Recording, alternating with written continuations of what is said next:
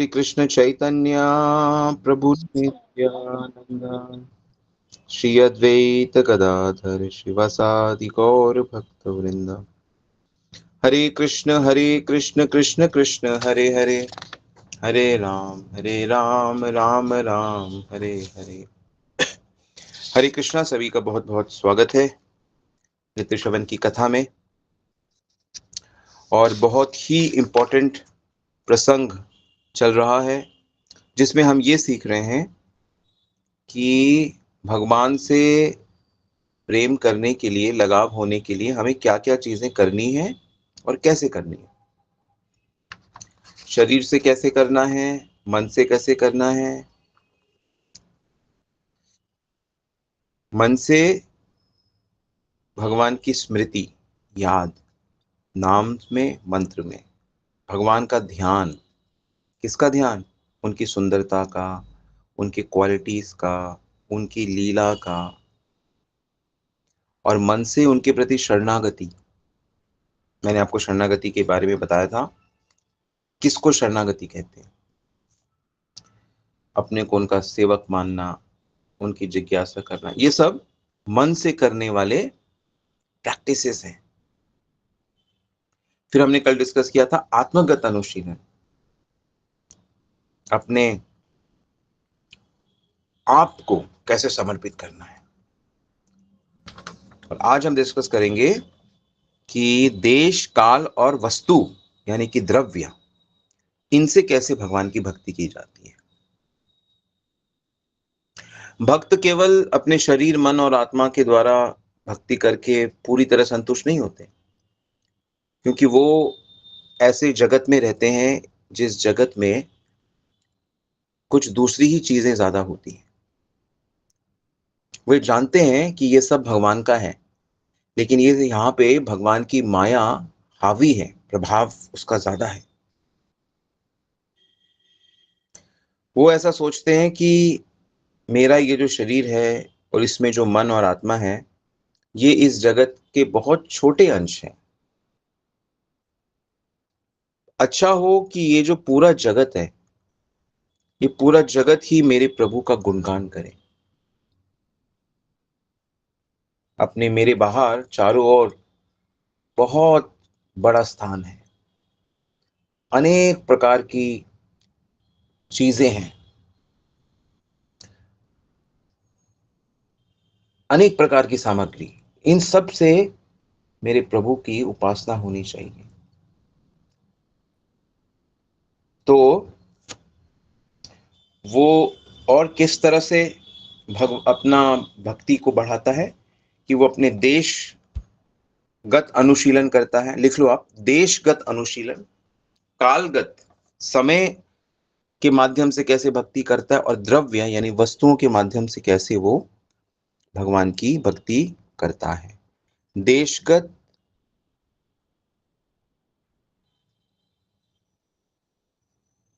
द्रव्यगत और कालगत, इस प्रकार से वो कैसे भगवान की भक्ति करता है। तो देशगत मतलब, देश मतलब स्थान हो गया, तो वैष्णव तीर्थों में जाना चाहिए जहां भगवान के विग्रह स्थापित हैं, वहां जाना चाहिए। वैष्णवों के जो स्थान है, उनका घर है, जैसे हम लोग जगन्नाथपुरी जाते हैं तो बीच में रामानंद राय जी का घर पड़ता है। कलकत्ता में जैसे प्रभुपाद जी का वो स्थान पड़ता है। इलाहाबाद में प्रभुपाद जी की फार्मेसी जहां पे उन्होंने खोली थी, ऐसे भक्ति सिद्धांत महाराज जी का स्थान जगन्नाथपुरी में पड़ता है जहां उनका जन्म हुआ था। जिन जिन स्थानों में वो रहे, भक्ति विनोद ठाकुर ने जैसे राधा कुंड में रहे, तो जिन जिन स्थान में महापुरुष लोग रहे, चाहे रामकेली जगह से स्थान में जहाँ चैतन्य महाप्रभु से ये दोनों रूप सनातन मिले, तो जहां जहां महापुरुष, जहां जहां वैष्णव लोग रहते हैं, वो सारे स्थान बड़े पवित्र और बड़े दिव्य होते हैं। वहां जाने से हमारे अनेक अनर्थ नष्ट होते हैं। हम वैष्णवों के लिए वैसे तो अनेक स्थान हैं, और जैसे इस माध्यम से भी देखेंगे तो बहुत स्थान है। फिर भी द्वारिका धाम, पुरुषोत्तम यानी जगन्नाथपुरी, कांची, मथुरा, नवद्वीप, ये सब ये जो वैष्णव तीर्थ हैं, ये यहाँ पे जो जो लीलाएं भगवान ने की हैं, वो सारी लीलाएं हमें सुननी चाहिए। उस स्थान का जो महात्म्य है शास्त्रों में जैसा बताया गया है,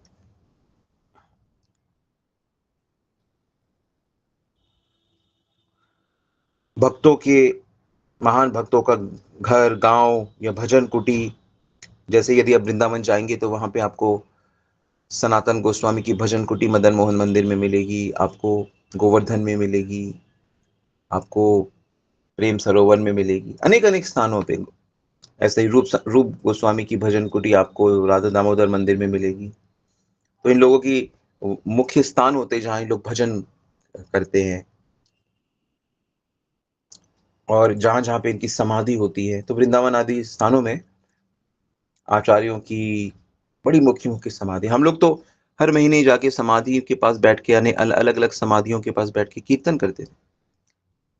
एक भक्त सेवा अवतार प्रभु थे, वो ऑर्गेनाइज करते थे समाधि के पास जाके कीर्तन करना, उनकी परिक्रमा करना, उनसे प्रार्थना करना कि हमें हमारा मन भी प्रभु आपके जैसे मन लग जाए। यानी जिस चीज को हम लोग सिंसियरली चाहते हैं, उसके लिए, उसकी प्राप्ति के लिए हमें अच्छा प्रयास करना पड़ेगा, हमें जोर लगाना पड़ेगा। भक्ति अपने आप होने वाली चीज नहीं है। अपने आप कृष्ण में मन तब लगेगा जब हमारे अनर्थ निवृत्त हो जाएंगे, पर उससे पहले हमें अपनी बुद्धि, अपनी इंद्रियां, अपना सब कुछ झोंकना पड़ेगा, और इसमें हमें मन के साथ संघर्ष करना पड़ेगा। मन के साथ संघर्ष करना पड़ेगा, क्योंकि हम सारे जो लोग हैं, जो भी इस जगह पे रहते हैं, आप ये मान के चलो सब के सब बद्ध जीव हैं, कंडीशनड है। सब के सब, मैं कैसे कहूं, सब के सब बदमाश हैं। यहाँ कोई दूध का धुला नहीं है। यहाँ पे सब लोग दुखी हैं, यहाँ पे सब लोग बदमाश हैं, यहाँ पे सब लोग सुख पाने के लिए एक दूसरे से लड़ रहे हैं, या भीख मांग रहे हैं, या चोरी कर रहे हैं, या जो भी करें। हर व्यक्ति सांसारिक सुख चाहता है, हर व्यक्ति इंद्रिय सुख चाहता है, नाम चाहता है, स्लैंग भाषा में कहें तो ऐश, जो कहते हैं ना, ऐश चाहता है, ऐश्वर्य चाहता है। लेकिन मिलेगा नहीं, मिलेगा नहीं, क्योंकि है ही नहीं। स्वर्ग के लोग सुखी नहीं है, परेशान रहते हैं वो भी। सब दिखाते हैं कि हम लोग सुखी हैं। वास्तविक सुख, वास्तविक सुखी कौन है? जिसने भगवान श्री कृष्ण को अपना मान लिया है। वास्तविक सुखी वो है जो भगवान के शरणागत हो चुका है। तो उसी का ये प्रयास है, और ये प्रयास हम सब मिलके कर रहे हैं, उसी का प्रयास है। तो कितना महत्वपूर्ण चीज सीखा आपने आज, हम्म, कि जो देश है, जो स्थान है, उससे भक्ति कैसे करें। तो उसके विशेष विशेष स्थान को पहचानो जहां पे भगवान स्थापित हैं, मतलब भगवान की विग्रह मूर्तियां स्थापित हैं, विशेष विशेष जाके दर्शन करो, प्रार्थना करो। जो महान भक्तों के जो स्थान है, उनका घर है जहां उन्होंने भजन किया है, या जहां उनकी समाधि है। इसके अलावा वो सब स्थान है जहां पे भगवान ने विशेष लीला करी, जैसे द्वारिका है, जैसे पुरी है, जैसे वृंदावन है, जैसे नवद्वीप है, अनेक अनेक स्थान है। बंगाल में तो चैतन्य महाप्रभु के जो पार्षद हैं चारों तरफ फैले हैं। हम हावड़ा से या शियालदह से ट्रेन लेंगे अगर नवद्वीप या कृष्णनगर की ओर, तो जितने बीच में स्टेशन आते हैं, सब जगह कुछ ना कुछ भक्तों की लीला है, भक्तों का जन्म स्थान है, भक्तों का। हम लोग जाते हैं हर साल, लेकिन कितना कर पाते हैं? 3-4 दिन में, 5 दिन में कितना करें? तो अलग अलग समय में अलग अलग दर्शन करते हैं। तो इसको बोलते हैं देशगत अनुशीलन।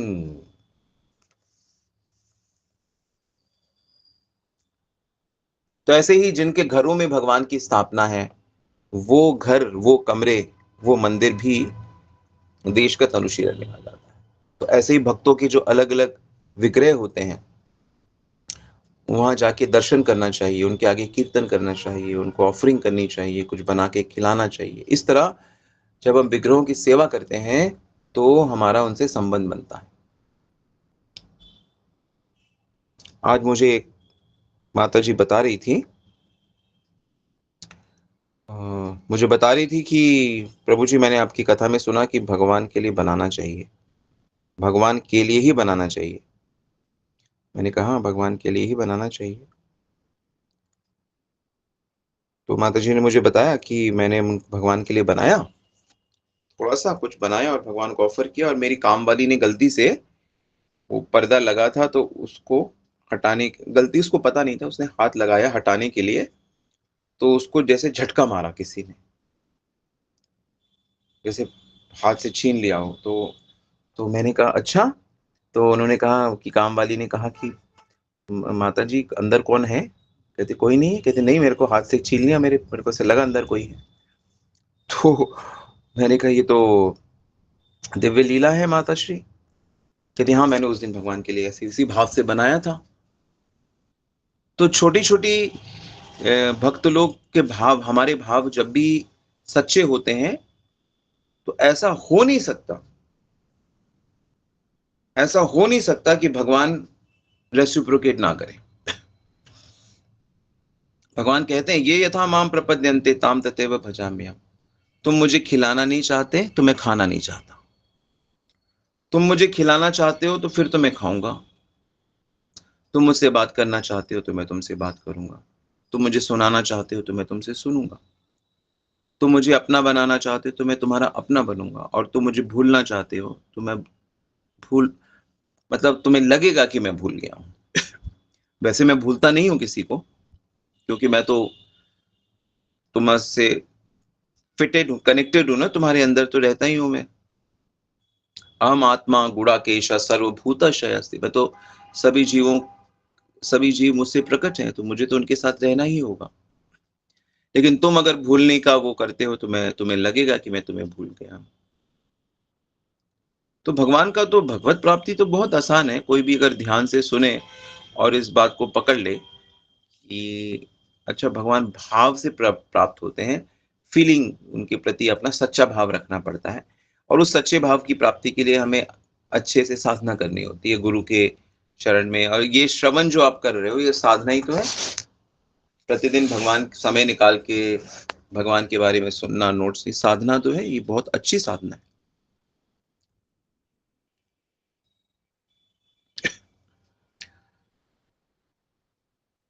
भगवान की लीलाओं को सुनना, भगवान के भक्तों के चरित्र को सुनना, उन स्थानों में जाकर जरूर महात्म्य सुनना चाहिए।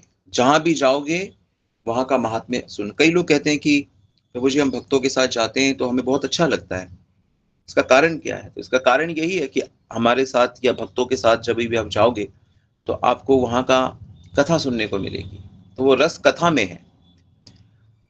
और हमारे यहाँ तो भक्त किशोर कृष्ण प्रभु जैसे भक्तगण हैं, वो तो उस कथा को ड्रामेटाइज भी करते हैं, ड्रामा भी बनाते हैं।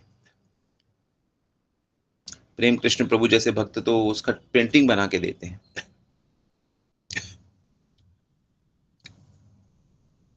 तो कहने का अर्थ यह है कि उन स्थानों में जाके वो दर्शन, वास्तव में दर्शन कथा के माध्यम से होते हैं।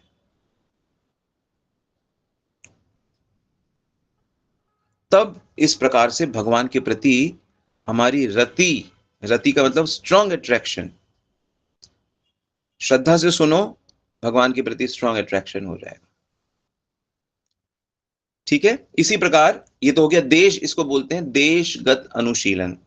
स्थान से आप भक्ति कर रहे हो। और ध्यान रखना, भक्तों के घर में, मंदिर में, जहां पे भी भगवान के विग्रह स्थापित हैं, उससे भी आप अपनी भक्ति बढ़ाते हो। जरूरी नहीं है कि अरे नहीं वृंदावन ही जाना है। अरे आपके घर में कहीं वैष्णव बड़ी श्रद्धा से अपने ठाकुर जी की विग्रह की सेवा कर रहे हैं, किसी के यहाँ गौर निताई हैं, किसी के यहाँ गोपाल हैं, किसी के यहाँ राधा कृष्ण हैं, किसी के यहाँ जगन्नाथ जी हैं, तो आपको उसके प्रति सिंसियरली समर्पित होना है। फिर होता है कालगत अनुशीलन। काल मतलब टाइम। तो हर 15 दिन में हरि श्री हरिवासर होता है। हरिवासर का मतलब होता है एकादशी। एकादशी के दिन भोजन कम, निद्रा कम, भजन ज्यादा, चैंटिंग ज्यादा, कीर्तन ज्यादा, श्रवण ज्यादा, अध्ययन ज्यादा, सेवा ज्यादा। और एकादशी के दिन इंट्रोस्पेक्शन किया जाता है। इंट्रोस्पेक्शन का अर्थ होता है कि हमने 15 दिन कैसी भक्ति करी, कहाँ हमसे गलती हुई, कहीं हमसे कोई अपराध तो नहीं, उसको इंट्रोस्पेक्शन कहते हैं। आगे को बहुत अच्छे से करेंगे इस प्रकार।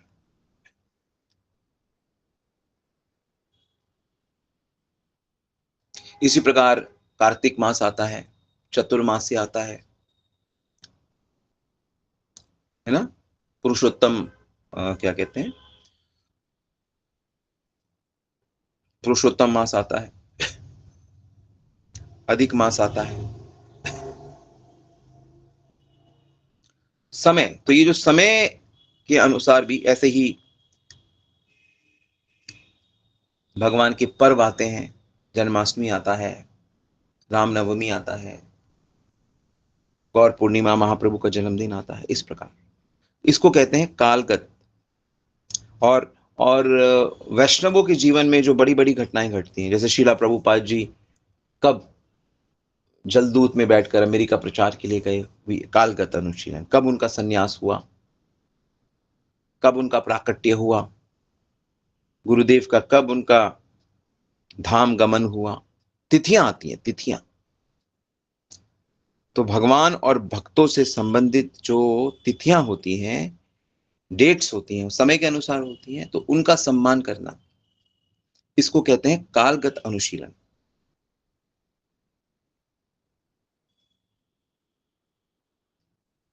इसी प्रकार होता है द्रव्यज्ञत अनुशीलन। द्रव्यज्ञत अनुशीलन जैसे नाम से ही क्लियर है कि जितने भी सब्सटेंस हैं, द्रव्य हैं,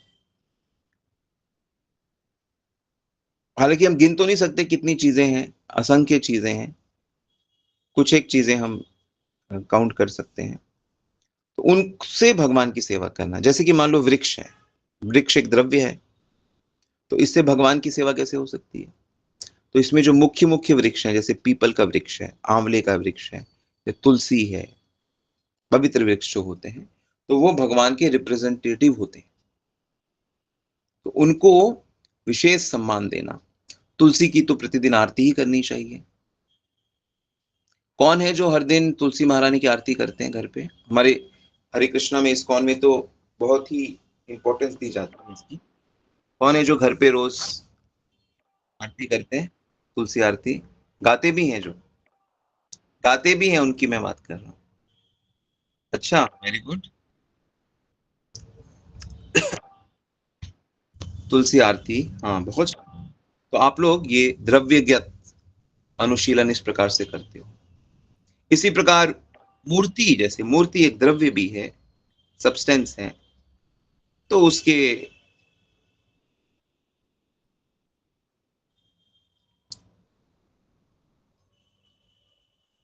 उसमें भगवान अवतरित होते हैं। विग्रह में, मूर्ति को एकदम विग्रह बोलते हैं, अर्च विग्रह, अर्च विग्रह, विग्रह सेवा। और हर जो भी फैमिली, जो भी लोग हैं, सबको भगवत विग्रह सेवा में कनेक्टेड रहना चाहिए। तो जिसके भी पास विग्रह नहीं है पर दीक्षा हो गया है, तो वो मुझे बता सकते हैं, वो ले सकते हैं विग्रह, उसमें हेल्प की जा सकती है उनकी। पर विग्रह, दीक्षा के बाद घर में विग्रह होना चाहिए। और कौन से विग्रह? तो वैसे तो भगवान के अनेक अनेक रूप हैं, लेकिन हम गौड़ीय वैष्णवों में जो विग्रह सबसे ज्यादा भक्त लोग सेवा करते हैं, वो है राधा कृष्ण अकेले कृष्ण नहीं, अकेले गोपाल नहीं, राधा कृष्ण। और कदाचित यदि आप सिर्फ गोपाल की विग्रह आपके घर में है तो आप उनके साथ में राधा कृष्ण का छवि रखो। राधा श्याम सुंदर, राधा माधव, राधा गोविंद छवि रखो जिनकी सेवा मंदिर में होती है। तो या तो राधा कृष्ण स्थापित करो या फिर गौर निताई। वैसे गौड़िया मठ में गौर गदाधर की सेवा करते हैं, लेकिन हमारे हरे कृष्ण आंदोलन में श्रीला प्रभुपाद ने जो सिखाया कि हमें गौर निताई, और गौर निताई बहुत कृपालु है, बहुत कृपालु। कलयुग में गौर निताई, गौर नित्यानंद की मदद की कृपा में राधा कृष्ण की प्रेम की प्राप्ति होती है। राधा कृष्ण का प्रेम गौर निताई के माध्यम से प्राप्त होता है। और गौर निताई कौन है? गौरांग कौन है? राधा और कृष्ण के मिलित स्वरूप ही तो है। कृष्ण राधा के मूड को, भाव को चोरी कर लेते हैं। राधा के भाव को चोरी करते हैं, मतलब ले लेते हैं, और ये गौरांग बन के कृष्ण प्रेम को आस्वादन करते हैं। तो गौर और निताई की सेवा, तो ये दो रूप हैं ज्यादा जो भक्त लोगों को आस्वादन करना चाहिए। हालांकि कई भक्त लोग जगन्नाथ आदि के विग्रह भी स्थापित करते हैं और उस पे, लेकिन हमारे गौड़ीय वैष्णविज्म में अधिकांश गौर निताई और राधा कृष्ण की ही सेवा की जाती है। तीसरा द्रव्यगत है, जैसे कि पर्वत। तो पर्वत में गोवर्धन पर्वत की आराधना की जाती है, और हम तो नियमित साल में एक बार गोवर्धन की परिक्रमा करते ही हैं सब मिलकर, फरवरी के महीने में। तो ऐसे एक नियम से सेवा, ऐसे ही नदियां हैं, गंगा और जमुना पवित्र नदियां हमारे लिए है, तो गंगा जमुना में जरूर स्नान करना चाहिए। ऐसे ही पशुओं में गाय है या गौवत्स है, उनके प्रति विशेष श्रद्धा का भाव होना चाहिए, कृष्ण की अति प्रिय है। इसी प्रकार भगवान के विग्रह की सेवा में जो चीजें प्रयोग में आती हैं उनको विशेष सम्मान प्राप्त प्रदान करना, और उनको विशेष उनको स्पेशल रखना। तो जैसे भगवान की सेवा में चंदन, दिया, सुगंध, वस्त्र, पलंग, अगरबत्ती, पुष्प, ये सब जो द्रव्य हैं जो भगवान को की सेवा में बड़े सहायक होते हैं, तो इनके प्रति स्पेशल भाव, स्पेशल सम्मान रखना चाहिए। तो इसी प्रकार भगवान की जो विग्रह होते हैं वो भी अनेक प्रकार के होते हैं। पत्थर के विग्रह, मिट्टी के विग्रह, लोहे के, स्केच या पेंटिंग, मणि, और सबसे अच्छे विग्रह मन के विग्रह। तो मन के विग्रह, तो इस प्रकार आप हर वस्तु को, इसमें तो कुछ ही का नाम लिया है, चाहे इसमें बुक्स हो जाए, इसमें चाहे कलम हो जाए, चाहे इसमें जो जो चीजें, मकान हो जाए, दुकान हो जाए, दीवार हो जाए, घंटी हो जाए, अनेक सब चीजें, हर चीज जो आप भगवान की सेवा में प्रयोग आपको करना चाहिए, और जो भगवान की सेवा में लगे हुए हैं उन सब के प्रति विशेष सम्मान होना चाहिए कि ये सब भगवान की सेवा के उपकरण हैं, ये सब भगवान की सेवा में लगे हुए हैं। इस तरह इसको बोलते हैं द्रव्यज्ञ अनुशीलन। तो ये भक्ति का इंपॉर्टेंट अंग है। इसमें आपकी किचन की मिक्सी भी आ जाएगी, इसमें आपका सिलेंडर भी आ जाएगा, क्योंकि वो सब भी भगवान की कुकिंग के लिए बड़े सहायक हैं। इस प्रकार जो जो चीजें भगवान की सेवा में लगती हैं, उन उन चीजों को वैसे देखना, oh these are instruments for Krishna service, ऐसे देखना, ऐसे नहीं ये क्या है, अरे ये क्या है, अरे वो क्या है। इस तरह का आपको आउटलुक करना पड़ेगा, इस तरह की दृष्टि उत्पन्न कोशिश करनी पड़ेगी, तो आप बैठे बैठे ही भगवत धाम के, भगवत प्रेम के निकट पहुंच रहे।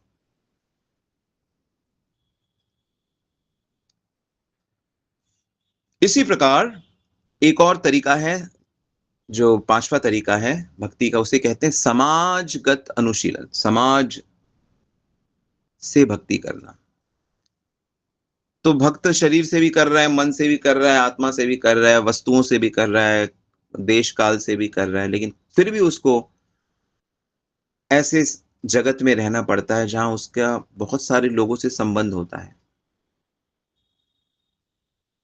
यदि बाहर के लोग भगवान की भक्ति करने लगते हैं, चाहे वो परिवार के मेंबर हों, चाहे वो पड़ोसी हों या ऑफिस के लोग हों, तो देखकर बड़ा अच्छा लगता है। तो इसलिए भगवान के भक्त लोग कुछ ऐसी-ऐसी चीज़ें करते हैं, जिससे बाहर के लोग भी, समाज के लोग भी ईश्वर की भक्ति कर सकें। तो ऐसे क्या करते हैं वो महोत्सव करते हैं। इसको बोलते हैं जैसे ये 4 तरीके के हैं। एक होता है सदगोष्ठी महोत्सव। क्या होता है? सदगोष्ठी। सदगोष्ठी मतलब जो ऑलरेडी भगवान के भक्त हैं, उनके साथ मिलना-जुलना, उनके साथ प्रसाद, हरि कथा, कीर्तन और बड़े आनंद के जो भक्ति के चीज़ें हैं वो कर जैसे हम लोग जन्माष्टमी आदि उत्सवों में करते हैं।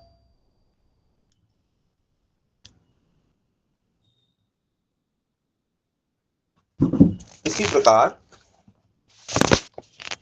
लेकिन इन सदगोष्ठी उत्सवों में जो एक विशेष ध्यान रखने वाली बात है, वो ये है कि हमसे कहीं अपराध ना बन जाए। हमसे भक्तों के प्रति कहीं अपराध ना बन जाए। भक्तों के प्रति हमारे हमसे कहीं अपराध ना बन जाए, इसका बस ध्यान रखना होता है।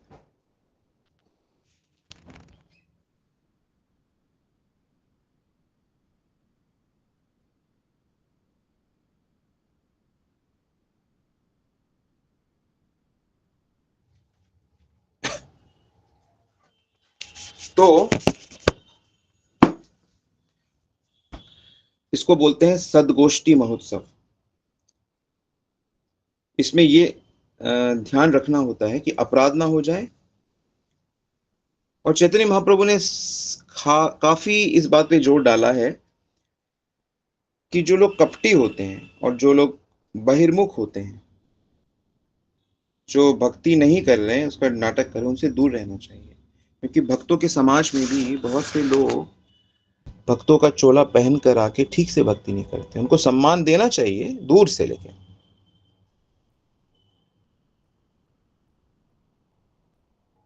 जो लोग सरल हैं उनके प्रति सेवा और मर्यादा का भाव रहता है, अन्यथा ऐसे लोगों से दूर रहते हैं। ततो दुसंगम सृज्य सासु सचेत बुद्धिमान संत एवास्य छिन्दन्ति मनोव्यासम मुक्ति भी। जो बुद्धिमान भक्त होते हैं वह जब इस चीज को जान लेते हैं कि ठीक से भक्ति नहीं हो रही है, उनसे डिस्टेंस रखा जाता है। और जब सच्चे भक्त मिलते हैं तब उनके साथ अंतरंग संग किया जाता है, उनकी अंतरंग सेवा करना चाहिए, उनकी कर्तव्य होता है। और जो साधारण वैष्णव होते हैं, जो भक्ति में इतने गंभीर नहीं होते, उनके साथ एक रिस्पेक्टेबल तरीके से रहा जाता है, मर्यादा में रहा जाता है, इसको मर्यादा कहते हैं। तो मर्यादा में रहना ही एक बहिरंग सेवा है ये। तो इसे नोट किया जाए कि हर किसी के साथ अक्सर ऐसा होता है कि लोग वैष्णव समुदाय में मिलते हैं और सबसे दोस्ती करना चाहते हैं, सबको इम्प्रेस करना चाहते हैं। लेकिन उनको धीरे धीरे समझ में आता है कि नहीं नहीं नहीं, तो ऐसे ऐसे है नहीं। मैं खुद इस चीज को बहुत अनुभव किया हूँ। अनेक भक्तों के साथ बहुत नजदीकी होने पे फिर समझ में आता है कि ये तो भक्ति में अभी इतने गंभीर नहीं है। इनका रुझान अभी भी मान सम्मान और धन के प्रति है। तो जिसका जिसका लक्ष्य एकमात्र कृष्ण भक्ति नहीं होगा, वो शुद्ध अवस्था को नहीं प्राप्त कर सकता। एकमात्र जो लक्ष्य होना चाहिए वो भगवत सेवा होनी चाहिए और कुछ नहीं। न धनम न जनम न सुंदरिम कविताम व जगदीश कामय मम जन्मनि जन्मनीश्वरे भवतार भक्ति हेतु की। तो धीरे धीरे जैसे जैसे हम शास्त्र को पढ़ेंगे, जैसे जैसे हम श्रवण करेंगे, हमें समझ में आएगा कि हम कहाँ गलत कर रहे हैं। किसी चीज की चिंता मत करिए, भगवान की शरण लीजिए बस। भगवान की भक्ति पे जोर डालिए, फिर बुद्धि और मन और सब इतना शुद्ध हो जाता है कि जितनी भी आवश्यकता है वो तो भगवान वैसे ही पूरी कर देते हैं, वैसे ही योग्यताएं आ जाती हैं, वैसे ही सब चीजें हो जाती हैं। जीवन बहुत सरल है यदि हम भगवान के साथ हैं, और जीवन अति कठिन है, जन्म मरण है यदि हम भगवान से दूर हो जाए।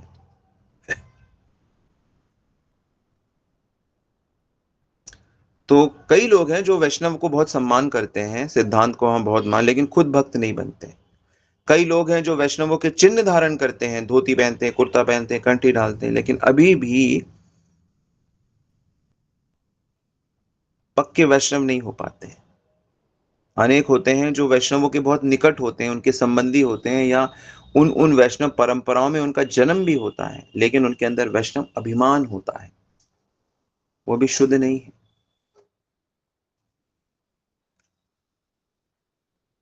बहुत से लोग हैं जो दूसरों को ठगने के लिए वैष्णव बनते हैं। बहुत से लोग हैं जो धन कमाने के लिए वैष्णवों के संग मिलते जुलते हैं। मुझे याद है जब मैं कानपुर मंदिर में अध्यक्ष था, तो बहुत सारे लोग मेरे पास आते थे और वो बहुत ही रिस्पेक्टफुली बात करते थे, पर इतनी भक्ति नहीं करते थे। तो मुझे ध्यान फिर धीरे धीरे पता लगा कि कोई मुझसे कॉन्ट्रैक्ट चाहता है ईंटों का, कोई मुझसे जन्माष्टमी का ये चाहता है, कोई ये चाहता है, कोई इसमें कंसेशन चाहता है। तो वो धीरे धीरे मुझे पता लगा कि अरे, मुझे तो लगा सब भक्ति में इंटरेस्टेड है, या इनको मेरी बातें बहुत अच्छी लगती हैं, पर ऐसा नहीं है। और भक्त भी होते हैं, सबका अपने अपने मोटिव होते हैं। अर्थ, ज्यादातर जो लोग हैं वो अर्थ और प्रतिष्ठा या काम, स्त्री, कनक कामिनी प्रतिष्ठा बाघिनी, कनक कामिनी प्रतिष्ठा बाघिनी, भक्ति सिद्धांत महाराज की तीन चीजें जिसके पीछे जनरली लोग स्वांग करते हैं या जो कुछ भी करते हैं। एक तो स्त्री चाहते हैं, धन चाहते हैं, प्रतिष्ठा मान सम्मान चाहते हैं, भोग चाहते हैं। इस लोभ से वो वैष्णव के दिखने जैसा, वैष्णवों के संग में जैसा करते हैं। ऐसे लोग जब अगर आप पहचान लो, जान लो, दूर रहो उनसे, दूर रहो, बिल्कुल दूर रहो, चाहे वो कितना ही गहरा और वो दूर रहो।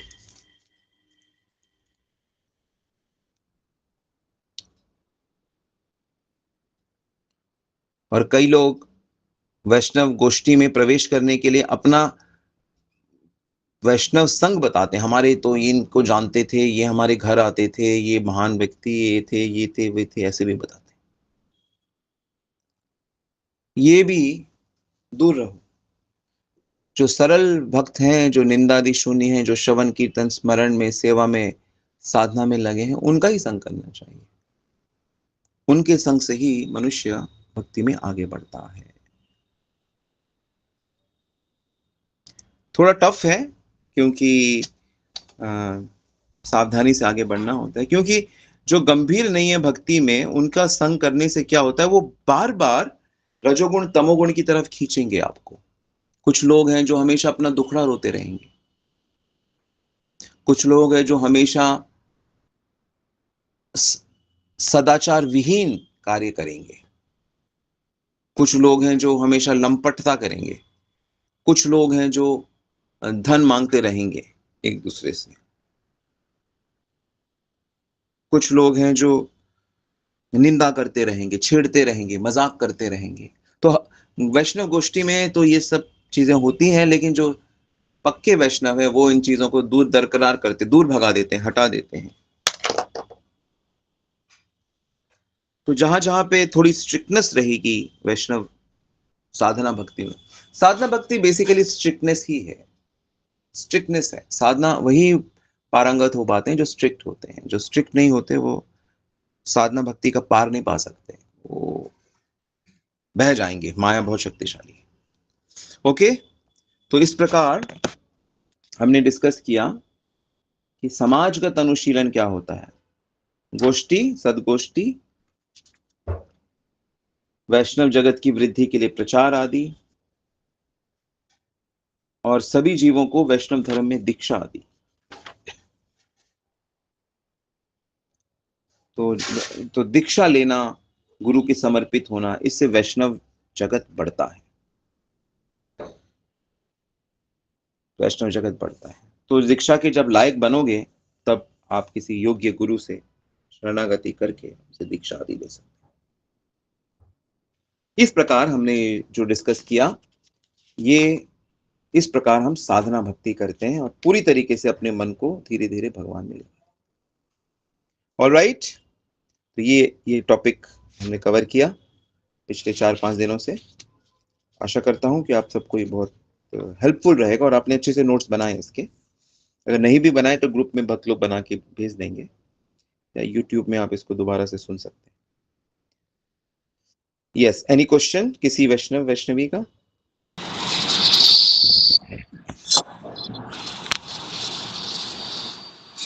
हरे कृष्ण प्रभु जी। यस, हरे कृष्ण प्रभु जी, दंड प्रणाम। धन्यवाद प्रणाम प्रभु। प्रभु जी, अनुशीलन का कोई पर्यायवाची शब्द भी है क्या? हाँ, पालन करना, अनुशीलन पालन करना। नित्य पालन करना। हाँ जी, अच्छा अच्छा, पालनीय, जो अच्छे से पालन किया जाए, हाँ गुरु के अनुगत्य में, फॉलो किया जाए। अनु मतलब फॉलो। ठीक है प्रभु जी, थैंक यू, धन्यवाद। Hare Krishna. With determination, lifelong determination. जैसे मैं कहता हूं ना, मरते दम तक छोड़ेंगे ना हम तेरा हाथ तो साथी, मरते दम तक। तो मरते दम तक तुलसी महारानी की, आंवले की, पीपल के वृक्षों की सम्मान करना है। मरते दम तक वैष्णवों का सम्मान करना है। मरते दम तक नाम कीर्तन करते रहना है, कथा सुनते रहना, तब ये काम करता है, दिव्यता काम करता है। ठीक है, हरे कृष्ण प्रभु जी, धन्यवाद प्रणाम नवीन प्रभु।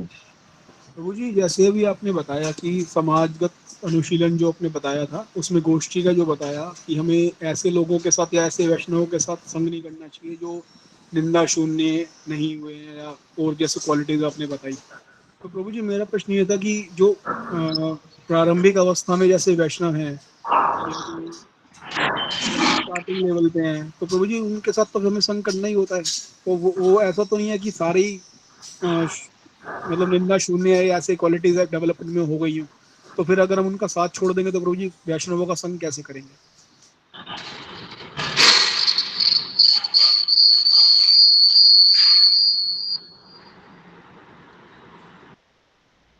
नवीन प्रभु, एक बार फिर से क्वेश्चन रिपीट करिए।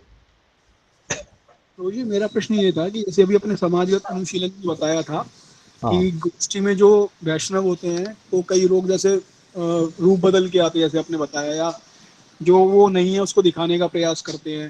हाँ, हाँ, उसमें मतलब मैक्सिमम तो प्रभु जी जो वैष्णव होंगे जो स्टार्टिंग लेवल पे हैं, प्रारंभिक अवस्था में है, जिनकी दीक्षा हुई है, जैसे मैं ही हूँ, तो प्रभु जी ऐसी तो क्वालिटीज मेरे में या किसी में जो नए नए वैष्णव हैं उनमें डेवलप नहीं हुई होंगी कि हाँ। जो निंदा शून्य हो गए हो या वैसे हो गए, तो हाँ, आपने तो क्या उनका रूप? संग नहीं करना, उनका संग नहीं करना। अगर उनके साथ बैठना उठना भी पड़ रहा है तो उनसे मन नहीं लगाना, उनमें उनकी लाइफ में प्रवेश नहीं करना और उनको अपने लाइफ में प्रवेश नहीं देना।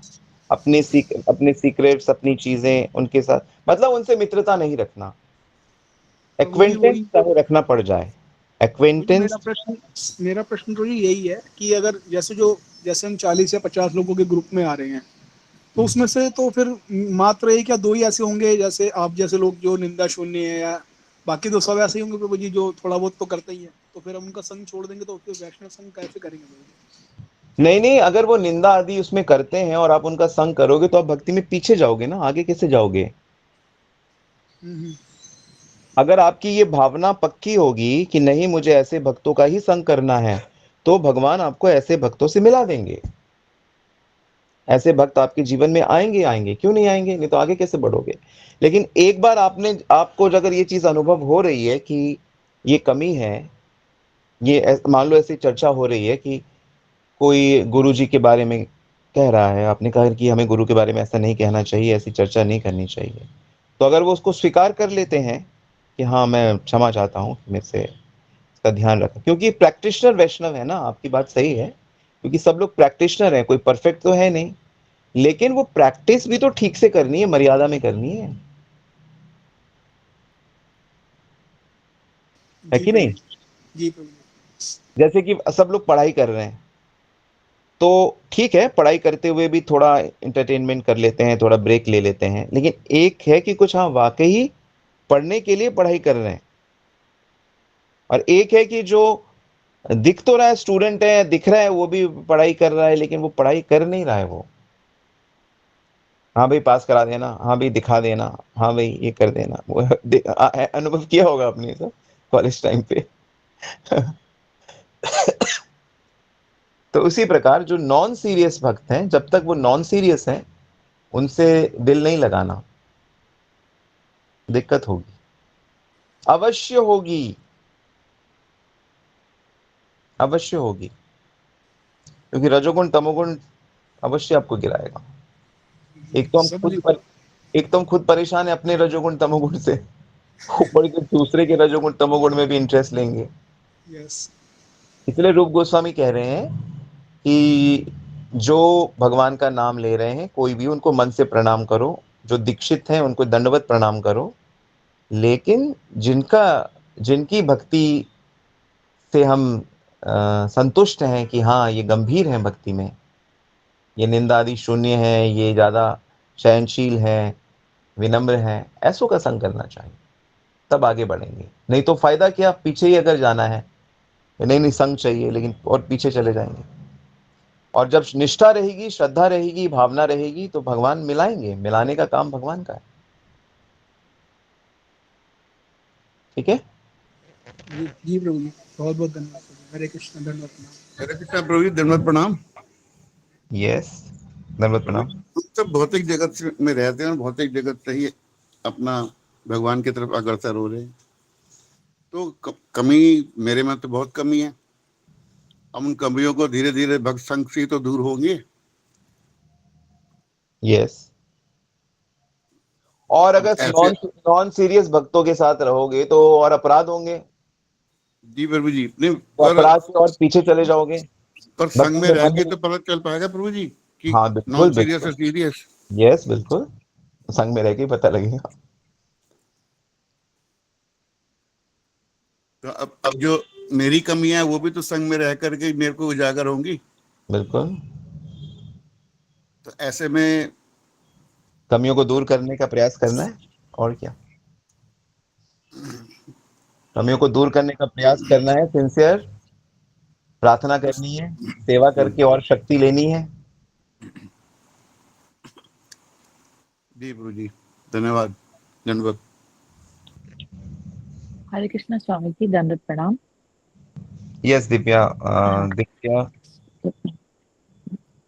दिव्या फ्रॉम कानपुर।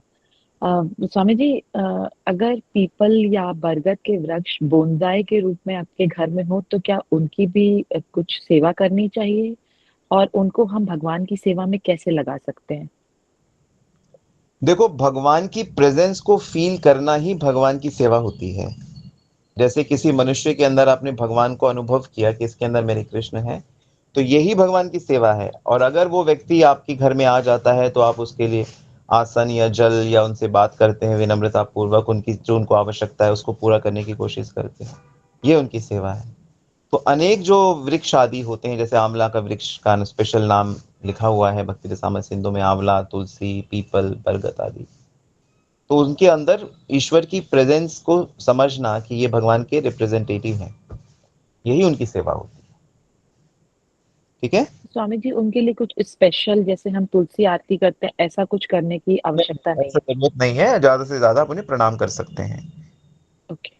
या कभी ऐसा मौका मिले तो परिक्रमा भी कर सकते हैं। पर हाँ, क्योंकि अगर आप सब जगह ऐसा करोगे तो वो बहुत ज्यादा टाइम टेकिंग हो जाएगा, प्रैक्टिकल भी नहीं होता है। इसलिए जो मेन तुलसी की आरती बताई गई है और बाकियों के अंदर भगवान की प्रेजेंस को फील करने के बारे में बताया गया। Thank you Swami ji. हरे कृष्णा, दंडवत प्रणाम। हरे कृष्णा प्रभु जी, दंडवत प्रणाम।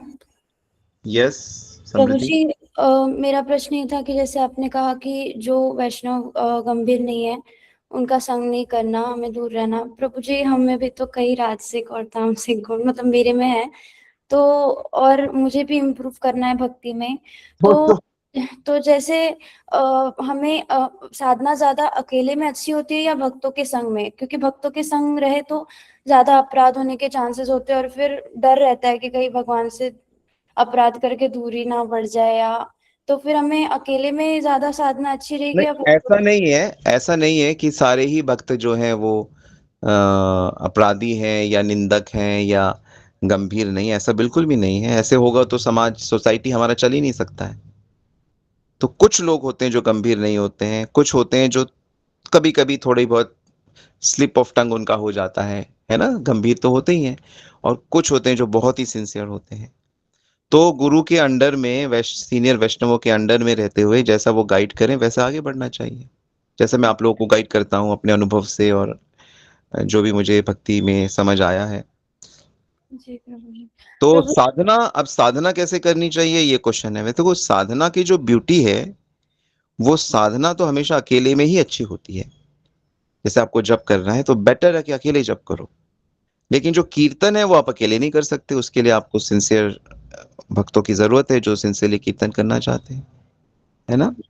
जी। तो प्रभु इस तरह। और लेकिन जब आप मान लो कभी धाम में जाते हो या टेम्पल में जाते हो जहाँ उन्नत त्यागी महान भक्त लोग हैं, गुरुजन हैं, सन्यासी जन हैं, तो वो लोग जहाँ पे मंदिर, जैसे हमारे इस्कॉन में हम लोग टेम्पल हॉल में चैंटिंग करते हैं मंगला आरती के बाद, तो उसमें उस संग में चैंटिंग करने का मौका मिलता है तो उसको मिस नहीं करना चाहिए।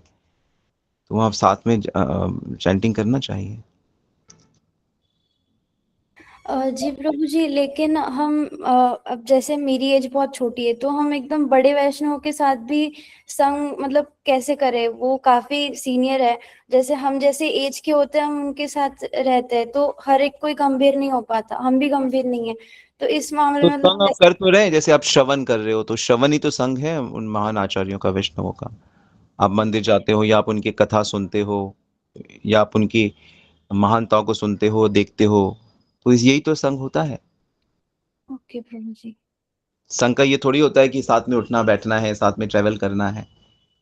संग का तो मेन इंस्पिरेशन लेना होता है, आशीर्वाद लेना होता है, इंस्पायर होना होता है, सुनना होता है। तो जैसे आप श्रवण कर रहे हो तो ये संग ही तो हो रहा है। जी प्रभु जी। जी प्रभु जी, समझ गई। और इसी प्रकार आप रूप गोस्वामी, सनातन गोस्वामी, श्रील प्रभुपाद, गुरुदेव, बाकी सब आचार्यों के ग्रंथों को पढ़कर, अब जैसे मैं, मेरा जो फेवरेट आजकल जो मेरा चल रहा है, मैं प्रभुपाद मेमोरीज सुनता हूँ। प्रभुपाद मेमोरीज, आप यूट्यूब में जाओगे और उसमें आप टाइप करोगे प्रभुपाद मेमोरीज, तो उसमें श्रीला प्रभुपाद के जितने भी डिसाइपल्स हैं उन सब ने प्रभुपाद के साथ उनका जो भी इंटरेक्शन हुआ है वो उसको बोल रहे हैं। सारे महाराज, सब माता जी, सब प्रभु जी। तो ऐसा लगता है कि हम प्रभुपाद के साथ हैं बिल्कुल, और इन सब का संगी तो हो रहा है। ठीक है। जी प्रभु जी, समझ गई। धन्यवाद प्रभु जी। हरे कृष्णा, धन्यवाद, प्रणाम। धन्यवाद, प्रणाम। यस, कीर्ति माता जी। हरे कृष्णा प्रभु जी। जैसे जो सीरियस डिवोटी होती है उनका तो पता चलता है प्रभु जी, जो रेगुलर जैसे क्लास में आते हैं, श्रवण करते हैं, तो समझ आता है कि दे आर सीरियस या फिर वो सीरियस होना चाहते हैं। और मुझे जहाँ तक समझ आता है, और जो नहीं क्लास में आते मुझे लगता है वो सीरियस नहीं होते हैं। तो एक तो ये क्राइटेरिया होता है प्रभु जी, है ना। बिल्कुल और राइट, बिल्कुल ठीक क्राइटेरिया है। हाँ, और दूसरा प्रभु जी, जैसे कोई मान लीजिए हमारे गुरु जी की निंदा कर भी रहा है और हमने सुन भी लिया, तो मुझे लगता है हमें अपने अंदर नहीं लेनी चाहिए उस बात को, बस उनको दिखाओ कि हमने सुन लिया, ठीक है, पर और उनको थोड़ा सा समझा देना चाहिए हमें कि नहीं, हमारे गुरु जी में ये अच्छाइयां भी हैं, पॉजिटिव चीजें नहीं बतानी नहीं, चाहिए। उसका तुरंत विरोध करना चाहिए। और उसके बाद हमें अपने अंदर नहीं लेनी चाहिए उसकी नहीं बात नहीं को। नहीं नहीं नहीं, अंदर भी नहीं, बाहर भी नहीं। हाँ, दिमाग में लेना ही नहीं चाहिए। नहीं नहीं, उन्होंने मैं ये कह रहा हूँ, नहीं, अंदर तो लेने की बात ही नहीं है, सुनना भी नहीं है। अगर वो गुरु जी के बारे में, प्रभु जी के बारे में, किसी के बारे में कह रहे हैं जिन जो हमारे लिए बहुत रिस्पेक्टेबल हैं, तो उसको सुनना नहीं चाहिए। नहीं। ठीक है प्रभु जी, तो हमें क्यों विरोध क्यों नहीं बोलना। सुनना चाहिए? क्योंकि ज्यादातर लोग ना सुनी सुनाई बात कहते हैं। ओके। जी। हम्म। और जो वैष्णवों के बारे में बहुत कैजुअली बात करे, बहुत लाइटली बात करे, तो वो नॉन सीरियस होता है। हम्म। इसलिए उनके साथ एक रिस्पेक्टेबल डिस्टेंस रखना चाहिए, इंटीमेट नहीं होना चाहिए। पर हाँ, मतलब क्योंकि उनको ये भी ना लगे ना कि हम क्योंकि उनसे सब झगड़ा कर रहे हैं या हम नहीं, झगड़ा तो आर्ग्यूमेंट्स कर रहे हैं। बिल्कुल नहीं करना है। द पॉइंट इज कि सबको साथ में भी लेके चलना है, सबको भक्ति में भी प्रगति करना है, और सब गलतियां भी करते हैं, ऐसा नहीं कि कोई गलती नहीं करेगा, गलती करेगा तो उसको निकाल दिया जाएगा, ऐसा भी नहीं है। अब जैसे एक बार जीव गोस्वामी ने एक गलती करी थी, कि उन्होंने एक वैष्णव ने रूप गोस्वामी के बुक में गलती दिखा दी, तो जीव गोस्वामी ने उनको बताया कि ये गलती नहीं है, आपने गलत समझ लिया।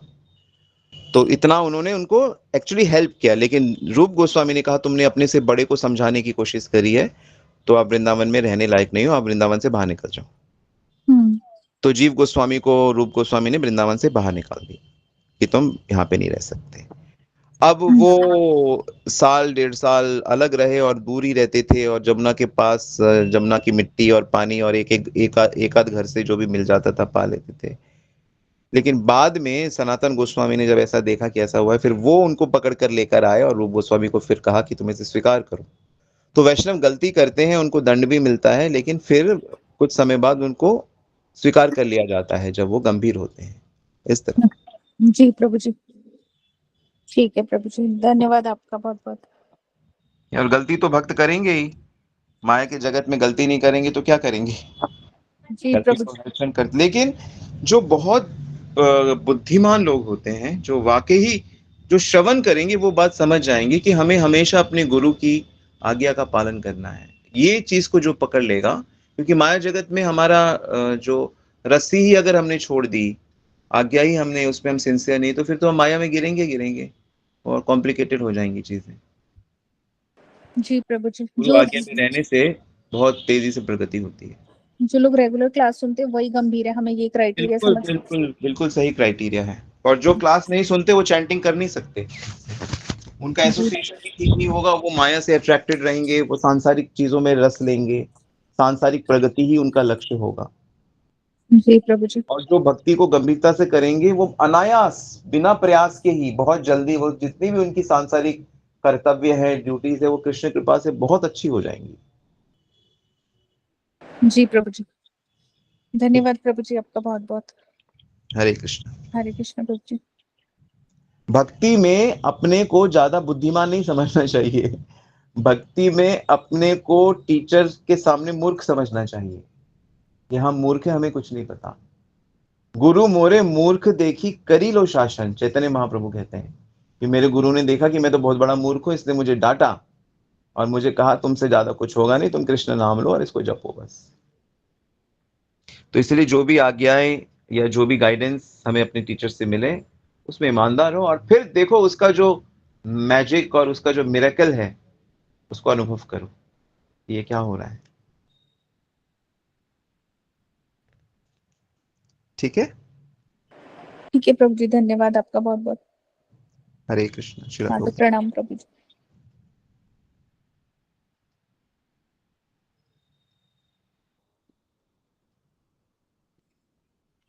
हरे कृष्ण प्रभु जी, दंडवत प्रणाम। धन्यवाद प्रणाम। प्रभु जी, आपने ये बताया ना कि प्रभुपाद मेमोरी आप इसमें पढ़ते हो तो उसमें सारे प्रभुपाद के बारे में होगा, है ना। अगर हमें सत्य गोस्वामी के बारे में कुछ नोट्स बनाने हो तो हमें क्या खोलना पड़ेगा यूट्यूब पे? किसके बारे में? सत्य गोस्वामी के बारे में। हाँ, तो आप षट गोस्वामी लिखो। षट गोस्वामी पे तो हमारे एक भक्त ने पूरी फिल्म बना रखी है, यूट्यूब में डाली हुई है, बहुत ही डिटेल। अच्छा वृंदावन के 6 गोस्वामी, ऐसा लिखो, आप सर्च करो, मिल जाएगा। अच्छा अच्छा, ठीक है। क्योंकि अलग अलग चल रहा है ना कि आजकल किसी के ऊपर एक नोट्स बना के मैं बताऊं, तो बस इसके लिए मैं कहती हूँ कि पता नहीं कहाँ से देखते हैं सब। हरे कृष्ण, दंडवत प्रणाम प्रभु जी। और हर गोस्वामी के ऊपर हमारे भक्तों ने बहुत लेक्चर्स भी दिए हैं, अथाह लेक्चर्स हैं यूट्यूब में। और तो वो किस पे मिलेंगे यूट्यूब पे, क्या किस नाम से? जो भी आचार्य का नाम लिखोगे, रूप गोस्वामी, सनातन गोस्वामी, गोपाल भट्ट, गोपाल जी। हे प्रभु जी, ठीक है। हरे कृष्ण, दंडवत प्रणाम। धन्यवाद। ऑल राइट, तो आज यहीं रुकते हैं। थैंक यू वेरी मच सभी को।